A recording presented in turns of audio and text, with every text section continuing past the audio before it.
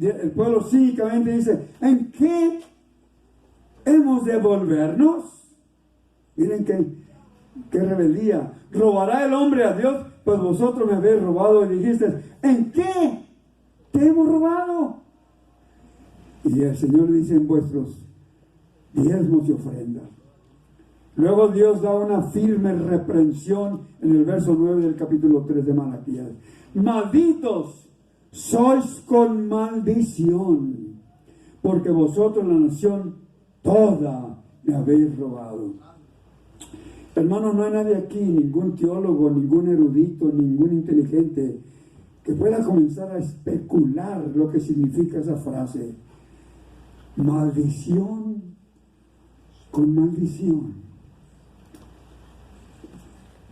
Pero si tenemos temor de Dios, esto no significa nada bueno. Cuando Dios maldice, no es como maldice el hombre. El hombre son palabras obscenas, denigrantes. Pero cuando Dios maldice, Él cierra los cielos. La bendición cesa. Y nada de lo que hacemos es bendito. Pero no se me pongan serios, porque aquí viene algo bueno. Luego viene la misericordia de Dios. Con expresiones tan fuertes, uno pensaría que todo es fatal, pero no. Hablando por Malaquías, Dios dice en Malaquías 3:6, porque yo no cambio. Por esto, hijos de Jacob, no habéis sido consumidos. Miren cómo es el texto. La expresión volveos a mí y yo me volveré a vosotros definitivamente tiene que ver con una falta de acercamiento de Dios para el pueblo y del pueblo para Dios. La relación entre el pueblo de Dios se había deteriorado. Y cuando no hay relación con Dios, nada tiene sentido. Con una mala actitud, toda nuestra vida es una zozobra, una carga desagradable. Es muy fácil decir, en este día están jugando fútbol en la televisión, pero hay el culto a la misma hora. Yo creo que mejor me voy a quedar a mirar el partido. Es muy fácil. ¿Por qué? Porque tiene una mala actitud y una mala relación con Dios. Se deterioró su pasión con que un día vino a este altar. Cuando el Señor lo abrazó, cuando venía como el pródigo, sucio, harapiento, desnudo, maloliente, y el Señor lo abrazó y lo besó. Ahí se encendió una llama en su vida. Pero con el pasar del tiempo, como el pueblo de Israel se hizo cínico, negligente, y olvidó su relación con Dios. No obstante, aunque el pueblo se había desviado, Dios no se había olvidado de su pacto. En la expresión, yo Jehová no cambio. Dios estaba diciendo, si yo fuera un Dios que cambia, ya los hubiera destruido. Pero yo no cambio. Me acuerdo que hice un pacto y yo soy fiel al pacto que hice con ustedes. Aunque anden en lo más bajo, se hayan deteriorado al fondo más bajo, yo no cambio. Yo no me olvido de ustedes, yo no los destruyo. A mí, esa parte de Dios, si no fuera por eso, nadie de nosotros estuviéramos aquí. Dijo el salmista, mejor es tu misericordia que la vida. Porque, hermanos, su misericordia, miren, se los voy a poner así. Dios es un Dios que un día va a derramar su ira. Es imposible describir la ira de Dios. Pero si quiere un poquito, lea el capítulo 16 del Apocalipsis. Ahí va a ver cómo Dios, cuando Él se enciende en su ira y Él derrama su ira, nadie se escapa. Se suben a las montañas y la gente en ese tiempo va a estar orando a las montañas. ¡Cúbranos, cúbranos! no oran a Dios, oran a las montañas. Porque Dios está derramando de su ira. Pero nosotros merecemos la ira de Dios. Merecemos la ira de Dios. Y cuando Dios está a punto de derramar su ira, viene como un impedimento. Y es la misericordia de Dios. No, ahora no. No derrames tu ira sobre mi hijo. Todavía no es tiempo. Gloria a Dios. Por eso estamos aquí. Su misericordia nos ha librado. Por eso dijo David: ten piedad de mí, oh Dios, conforme a tu misericordia, conforme a la multitud de tus piedades, borra mis rebeliones, lávame más y más de mi maldad y límpiame de mi pecado, porque yo reconozco mis rebeliones y mi pecado está siempre de mí. Contra ti solo he pecado y he hecho lo malo delante de tus ojos. Somos su pueblo, y Él hizo, cuando usted bajó las aguas bautismales, cuando usted salió de las aguas bautismales, Dios hizo un pacto con usted. Te voy a guardar, hijo. Él sabía que usted iba a fallar. Él sabe que fallamos. Pero el pacto de Dios es firme. El pacto de Dios, miren, nosotros casi la mayoría traemos un trasfondo del catolicismo en que tenemos que ganarnos la salvación. Pero no tenemos que ganarnos nada, porque el Señor ya hizo todo ese trabajo en la cruz del Calvario. Todo lo que tenemos es recibir la salvación, recibir el perdón de Dios. Gloria a Dios. Miren, bueno, mejor se me vienen otras cosas, pero hay que ir, si no, no vamos a terminar hoy. Dios no cambia, su pacto sigue en pie y sus propósitos están en vigencia. Por eso Dios no destruyó a Israel, y también por eso Dios no nos destruye. Aunque le hayamos robado, el Señor nos ha destruido. Él quiere que cuando diezmemos, ofrendamos, lo hagamos de corazón, porque a Dios le agrada el dador alegre. Dice: cada uno dé como propuso en su corazón, no con tristeza, ni por necesidad, porque Dios ama al dador alegre. La palabra alegre viene del griego hilaros, que quiere decir a carcajadas. En inglés es más claro, hilarious. Pero Israel había perdido el gusto, su relación con Dios, y era una carga traer las ofrendas y los diezmos.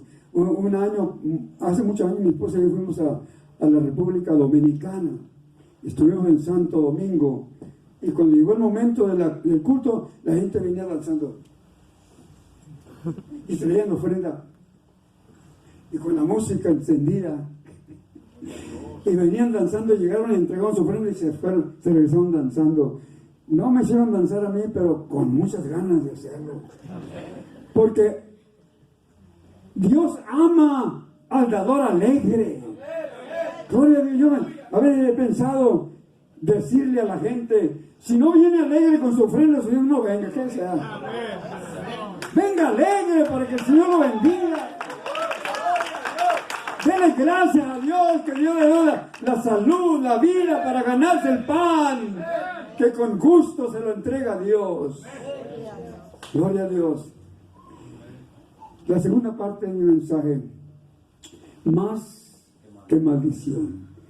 Dice San Pablo en la primera carta a Timoteo 5:18: pues la Escritura dice: no pondrás bozal al buey que trilla, y digno es el obrero de su salario. Dios siempre ha cuidado de los que trabajan para Él, de los que trabajan para su pueblo, desde los animales hasta los líderes. En la ley de Moisés estaba establecido que no se debiera poner bozal al buey que trilla, porque tiene derecho a comer de su trabajo. Por eso establece que digno es el obrero de su salario. Más tarde San Pablo retoma este mismo tema y lo desarrolla en su carta a los Corintios, cuando notablemente era una iglesia mezquina. Una iglesia mezquina. Y dice ahí primera a los Corintios, creo que segunda a los Corintios, ustedes investiguen ahí. 9, 7 y 8. ¿Quién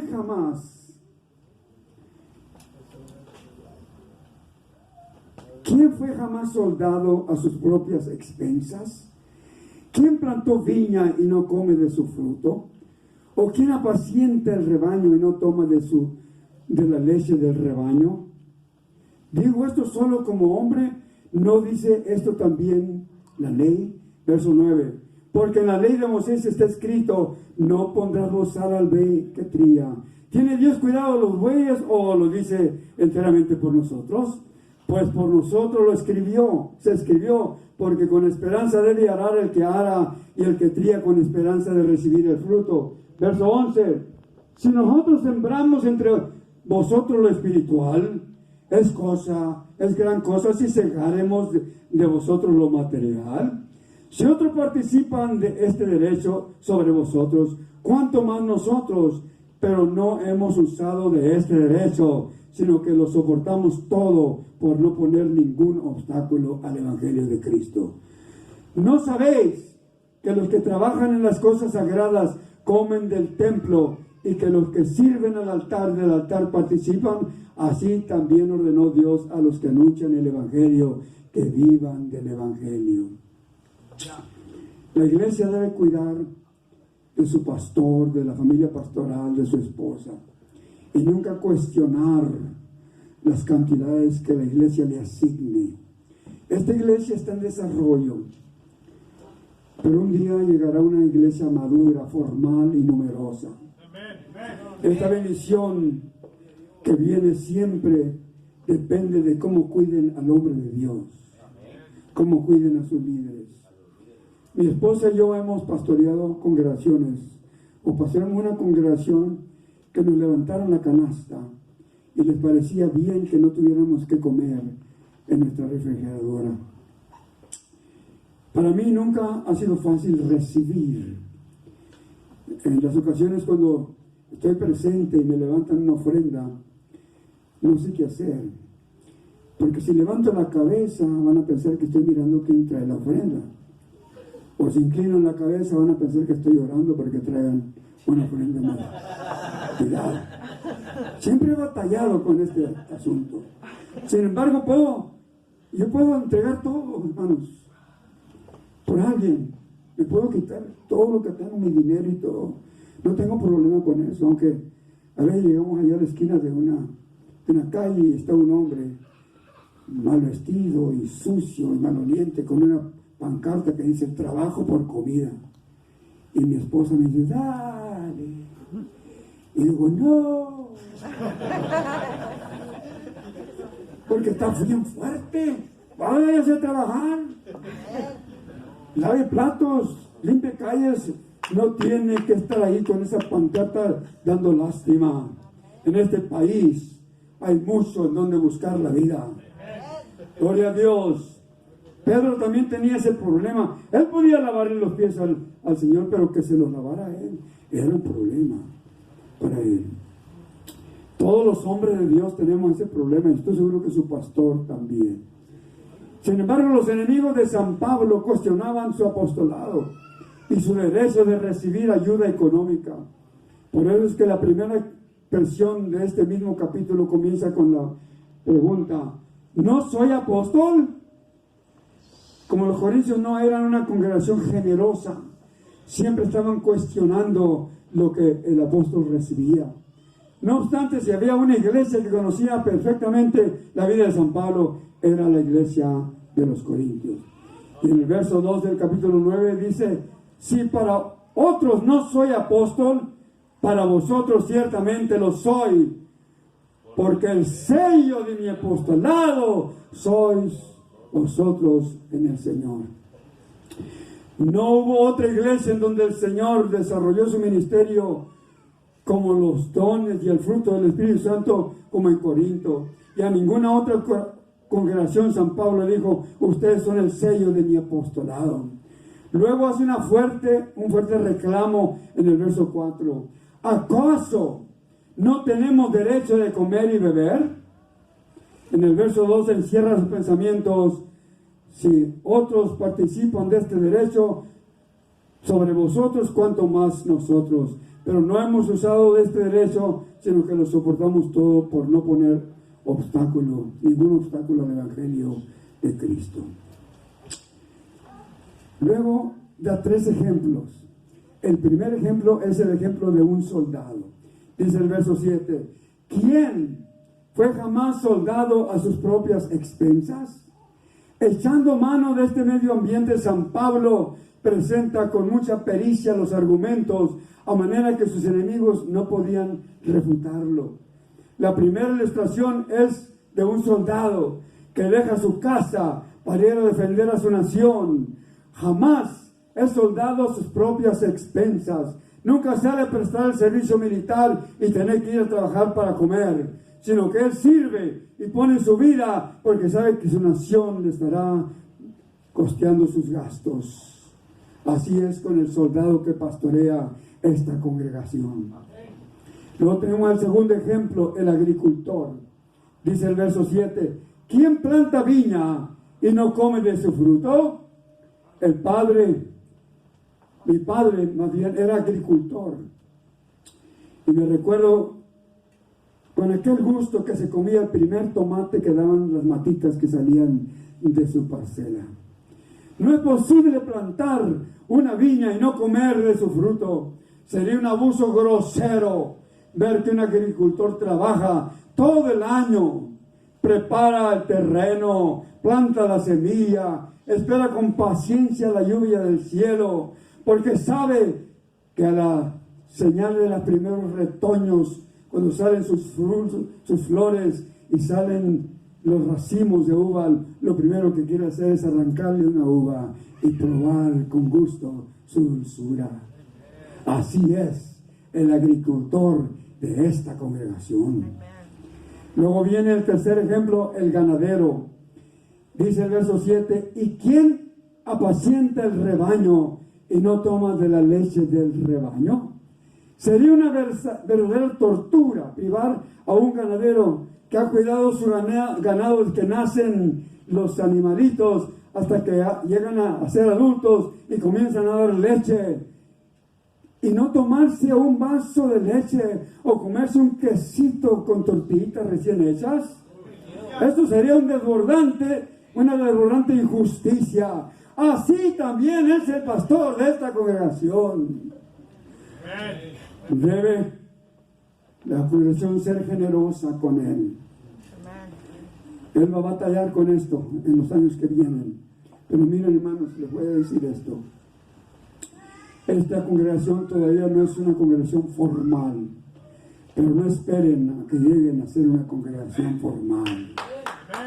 Aparten un día en el año y hagan para él y su esposa un día de pastor. Tráiganle regalos, denles palabras. Los que hacen poesía, preparen poesías. Los que cantan, canten, honrenlo.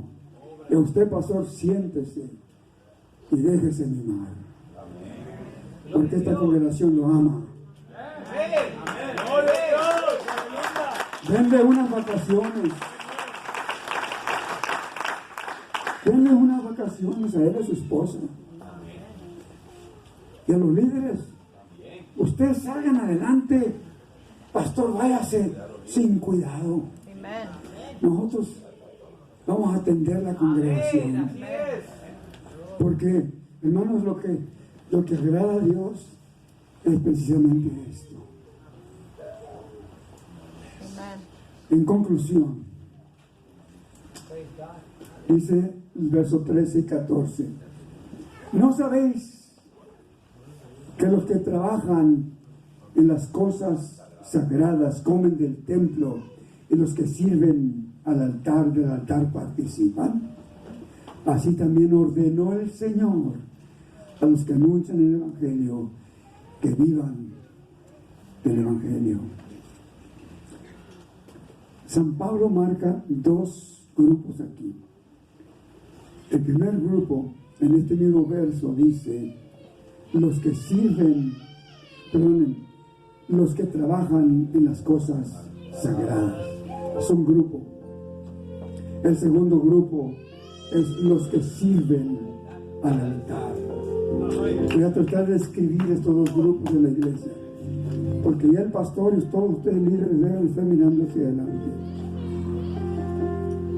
Ustedes tienen aquí líderes muy capaces, muy inteligentes, que van a tomar la directriz de su campo de trabajo. Los que trabajan deben comer del templo. Los que participan del altar deben participar del altar. Y en virtud que los primeros líderes de la iglesia eran judíos, el sistema que retoma San Pablo era el que se había establecido por Moisés para el sostenimiento de Aarón y los levitas. Y San Pablo lo emplea en el Nuevo Testamento. El servicio de la tribu de Leví se partía en dos, la tribu de Leví. Primero tenemos la familia de Aarón. De la familia de Aarón salía el sumo sacerdote. Cuando moría el sacerdote vigente, venía el siguiente, que normalmente era el hijo. Y luego tenemos a los levitas, quienes eran responsables del mantenimiento del tabernáculo, de desarmarlo cuando había que marchar y armarlo cuando había que descansar. Cuando llegan a Jerusalén y construyen el templo, los levitas ahora eran los que limpiaban el templo, eran los cantores, los ujieres, los que cuidaban de los dineros, los que reparaban el templo. Todos vivían de los diezmos del pueblo. La familia de Aarón siempre ocupó ese lugar. Ellos eran los que encendían el candelero todos los días, que ofrecían el incienso todos los días, cambiaban los panes de la propiciación cada semana. A esto se refirió Moisés cuando dice en el capítulo 18 de Números, verso 21: He aquí yo he dado a los hijos de Leví todos los diezmos en Israel por heredad, por su ministerio, por cuanto ellos sirven en el ministerio del tabernáculo de reunión. Las expresiones por su ministerio y sirven en el ministerio parecen indicar dos grupos que había en los levitas. En la iglesia se debe retomar eso, porque hay hombres que trabajan incansablemente, músicos que se fatigan por dar lo mejor, un óvulo, una ofrenda, un gesto. Hermano Francisco, aquí tiene unos $100 por su trabajo y nunca le vamos a pagar las horas. Los que trabajan en los grupos de amistad, que los grupos de amistad les traigan una ofrendita, que les celebren su cumpleaños, que los honren, porque esto agrada a Dios. ¡Aleluya! Tomando este mismo trasfondo, San Pablo dice en el verso 14, 1 Corintios 9: así también ordenó el Señor a los que anuncian el Evangelio, que vivan del Evangelio. Hermanos,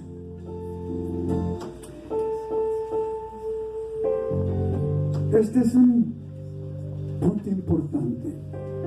No es un sermón para que usted corra los pasillos y dance. Para esto no es. Miren, hermanos,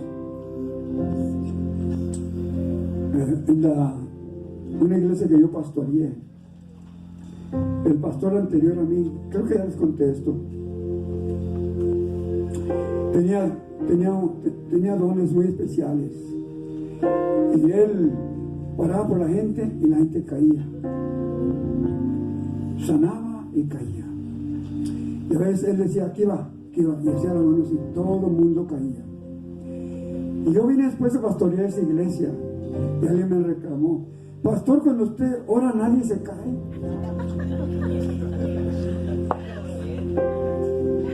yo les dije, pero yo no vine a tumbarlos, yo vine a levantarlos.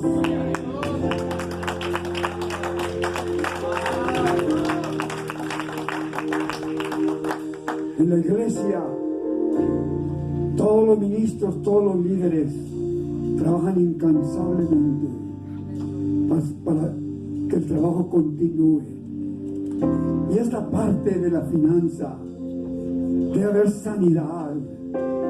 El pastor se debe armar de un grupo que administre bien los dineros, porque cuando reciben en la tesorería los dineros es la vida de la gente. No es dinero común, corriente y ordinario, es la vida. Yo traigo mi vida, pastor, aquí lo entrego. Y el pastor con mucho temor debe de manejar eso, porque cuando se hace con temor de Dios, Dios bendice esa congregación, porque Dios está viendo. Todo ve el Señor, nada se esconde de Él. Y esta congregación será bendecida en gran manera. Ahorita es lo primero, pero mañana viene otra cosa, viene otra cosa, viene otra cosa, y Dios va a bendecir en gran manera a esta iglesia. Porque tienen todos tienen el potencial. Ustedes son parte, y un día, cuando compren un templo grande, cuando tengan 500 hermanos, algunos de ustedes todavía van a estar ahí y van a decir: yo soy de los primeros, pastor, yo estuve ahí desde el principio, y ahora me gozo para ver lo que está sucediendo en esta congregación. Todos de pie, por favor.